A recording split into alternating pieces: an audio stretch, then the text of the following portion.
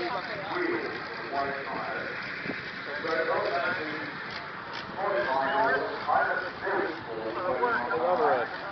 yeah, yeah. He's tucked that in. It's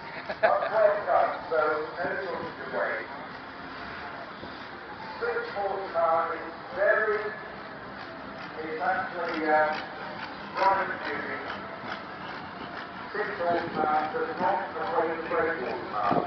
We're talking about a totally different power measurement. It is a compound. You see that? The fact that we have a very compound. Oh!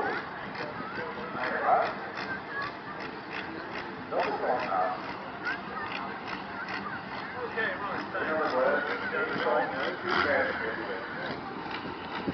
So, it's done as an hour.